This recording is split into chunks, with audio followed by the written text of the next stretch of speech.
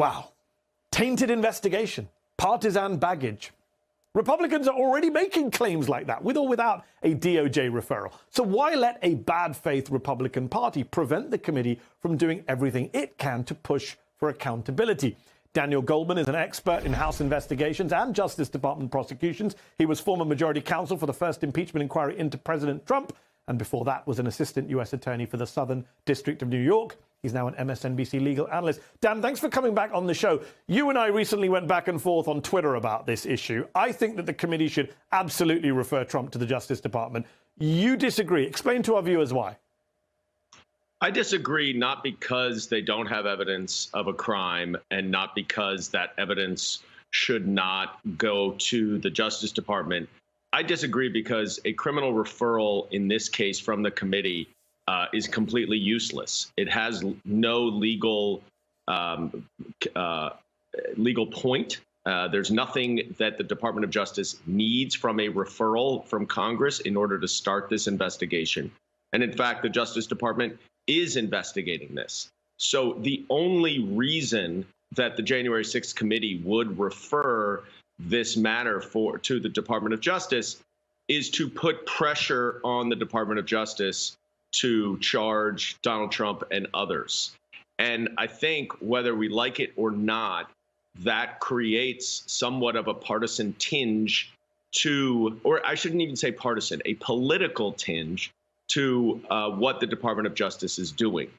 And not that we should necessarily acquiesce to every aspect of Merrick Garland's desire to depoliticize the Department of Justice, but if it has no utility and it will add a political element to the Department of Justice's investigation, then all you're doing is actually giving the Republicans, who I agree with you, will cry partisan foul no matter what, but you're actually giving them something to point to, whereas right now they have absolutely nothing to point to. It will just be screaming into the ether or to Fox News.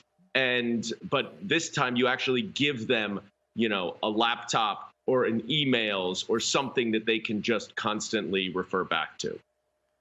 So lots of good points there that you make. I want to come back to the uselessness and to the DOJ's investigation. Let's just pick up on your last point about the political angle to this. And the Times talks about how it would backfire by politically tainting the Justice Department's investigation, could saddle it with partisan baggage.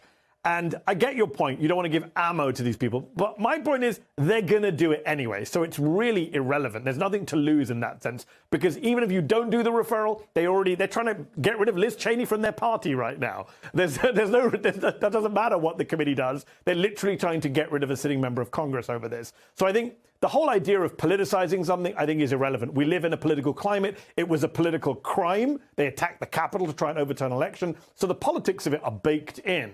Coming back to your point about the uselessness of it, I would say, is there not a use to a committee that was set up to investigate this major crime, this major insurrection, to come out and say, we found evidence of illegality and we're sending this evidence of illegality to the Justice Department? That's not putting pressure on the Justice Department. That's not putting pressure on Merrick Garland. That's simply saying, here's a crime. You should investigate it. There's nothing wrong with that, is there? No, of course, there's nothing wrong with it. When I worked for the House Intelligence Committee, we referred Eric Prince to the Department of Justice because we believed that he had committed crimes. And this happens all the time. And I think that a lot of times there is utility in Congress referring matters, investigative matters they have, to the Department of Justice. I also agree with you that there should be better coordination between the committee and the Department of Justice so that the DOJ gets the evidence that the committee has developed.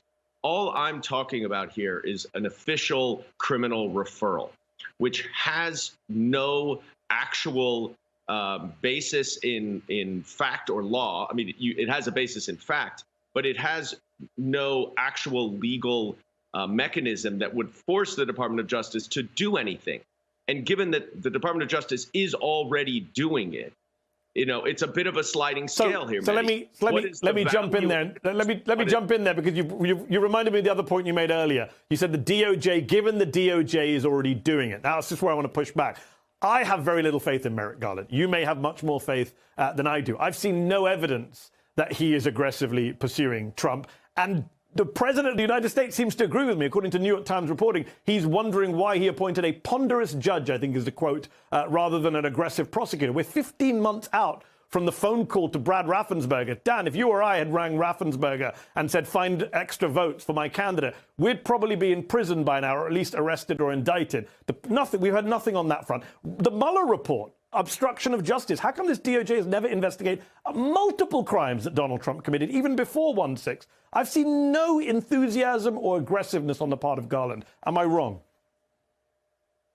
No, you're right. And I've been calling since August for DOJ to ramp up this investigation because, to me, it is far and away the most consequential investigation that exists in our country right now. And it must be given the seriousness and the severity and the attention that it deserves. So I agree with you. I think we are seeing signs that at least at a minimum, it's not enough, but at a minimum, DOJ is expanding their investigation from the actions on January 6th to the wider conspiracy to overturn the election. But I guess back to this issue, Mehdi, I think we agree on most of the issues here. DOJ should be vigorously investigating this. The January 6th committee should be coordinating with DOJ and giving them evidence so that DOJ can pursue its criminal investigation. Where we disagree is, I think, on just a official referral, which has no significance, has no legal significance to the Department of Justice, and gives the sort of conspiracy theorists on the right some kernel to latch onto in order to make this argument. And I think that if we know the argument is coming, as a prosecutor, I used to do this all the time. I know the argument's coming. I'm going to pull the sting from that argument so that it can't be used against me. And if I thought there was any utility in making the referral, I would disagree. But I just don't see there being any value. And I think Merrick Garland, like him or not, is very apolitical, is very concerned about that.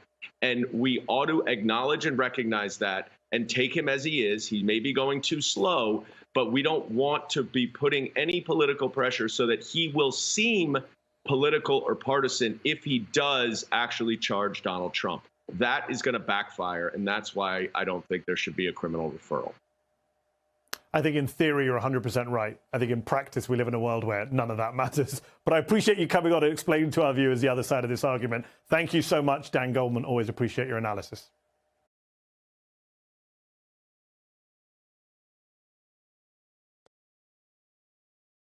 Hi, I'm Mehdi Hasan. Thanks for checking out our channel on YouTube. You can see more of the Mehdi Hasan Show by clicking on any of the videos on this screen, and make sure you subscribe below to stay up to date on the day's biggest stories. Thank you for watching.